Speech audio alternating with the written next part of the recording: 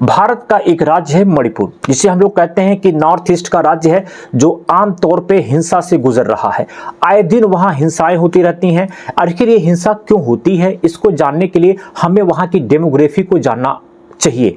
लेकिन सबसे आसान है डेमोग्राफी को जानने के लिए कि आपकी नज़र में एक कोई ग्राउंड प्लेयर, यानी चाहे क्रिकेट का मैदान हो चाहे फुटबॉल का मैदान हो, उसको आप समझिए। जहां पे ये मान लेते हैं कि आपके जहन में क्रिकेट का मैदान है, तो जहां पर ये क्रिकेट खेली जा रही है, जिस मैदान में क्रिकेट खेली जा रही है, उसे आप इम्फाल बेसिन समझिए। और जो चारों तरफ आपका मतलब कि रेलिंग्स है, दर्शक दीर्घा है, उसे आप जो है पर्वत, पठार, नदियां, जंगल समझिए, जहां पे लोग बैठे हैं।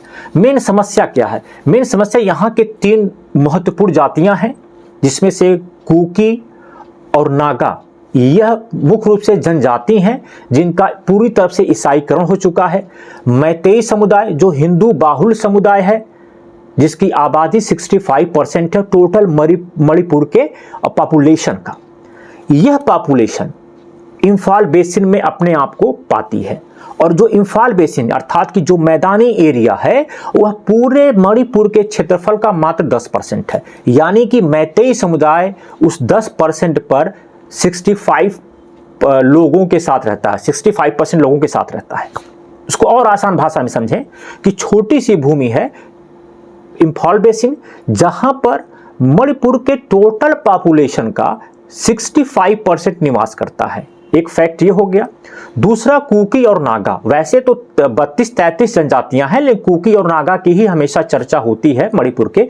यह 90% जमीन को होल्ड किए हैं, क्योंकि जहां पर पर्वत, पठार, जंगल, इन तीनों में मैतेई समुदाय के लोग नहीं खरीद सकते हैं जमीनें, चूंकि वो हिंदू हैं, जनजाति में नहीं आते हैं। और जनजाति लोग उस 90% एरिया में रहते हैं, जिनकी टोटल पॉपुलेशन पूरे मणिपुर के पॉपुलेशन की 10% है। यानी एक तो फैक्ट ये आपका हो गया। दूसरा, मैतेई का क्या कहना है? मैतेई के समुदाय के लोग कहते हैं कि भैया, जब 1949 में मणिपुर का विलय हुआ था, तो उसके पहले हम लोग जनजाति में आते थे, हमारे पुराने स्टेटस को बहाल कर दिया जाए। इसी बात को लेकर मणिपुर के हाई कोर्ट ने एक आदेश जारी किया। उसने कहा कि राज्य सरकार जो पिछला 10 वर्ष पूर्व का केंद्रीय जनजातीय मंत्रिमंडल का जो सुझाव है, उसको लागू कर दे। इससे मैतेई वर्सेस नागा और कुकी हो गया। नागा कुकी की समस्या क्या है? वो ये, उसके हिसाब से अगर मैतेई को जनजाति का दर्जा मिल जाता है, तो मैतेई को एक स्पेशल आपको आरक्षण का मुद्दा मिल जाएगा, बेनिफिट मिल जाएगा। दूसरा, वो उन जंगल, पहाड़, पर्वत, मैदान पर, झरने पर जाके जमीन खरीद सकते हैं, वहां बस सकते हैं। इससे उनके अधिकारों का हनन होगा। तो यहां पर डेमोग्राफी के अनुसार से अगर आप समझे होंगे, तो 35% की आबादी जो जनजाति है नागा और कुकी, वह 90% जगह को होल्ड करती है। 65% की आबादी मात्र 10% जगह को होल्ड करती है, जिसे हम लोग इम्फाल बेसिन कहते हैं।